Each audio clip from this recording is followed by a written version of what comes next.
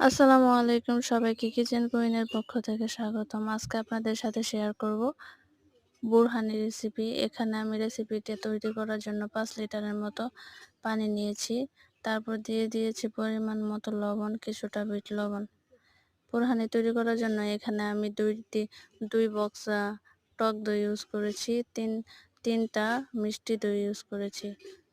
মানে টক দই আর মিষ্টি দই সমান সমান ইউজ করেছি। তারপর খুব ভালোভাবে নেড়ে মিশিয়ে নিব। মিশিয়ে নেওয়ার পর আবার বিট লবণ দিব। এভাবে বিট লবণ একবারে দেওয়া যাবে না, একটু পর পর সব কিছু মিক্স করে বিট লবণ দিব। বিট লবণ দিয়ে খুব ভালোভাবে মিশিয়ে নেবার পর আমি আগে থেকেই কাঁচামরিচ আর ধনিয়া পাতা ব্লেন্ডারে ব্লেন্ড করে রেখে দিয়েছি।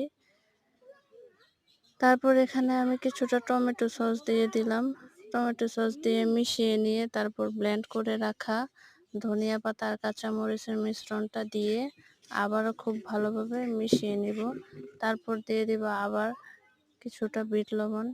এখানে আমার অনেকগুলো বিট লবণ লাগছে, এখানে 5 লিটারের মতো পানি ইউজ করেছি। তারপর বাজার থেকে রেডিমেড বুরহানি মশলাটা যে আছে, এটা বাজারেই পাওয়া যায়। এই রেডিমেড বুরহানি মশলাতে 50 গ্রামের মতন মশলা থাকে। সেই মশলাটা এখানে দিয়ে খুব ভালোভাবে মিশিয়ে নিব, উল্টে পাল্টে করে নিব। এই তো বুরহানি তৈরি হয়ে গেল। যাদের আমার ভিডিওটি ভালো লাগছে, ভিডিওতে কমেন্ট করবেন।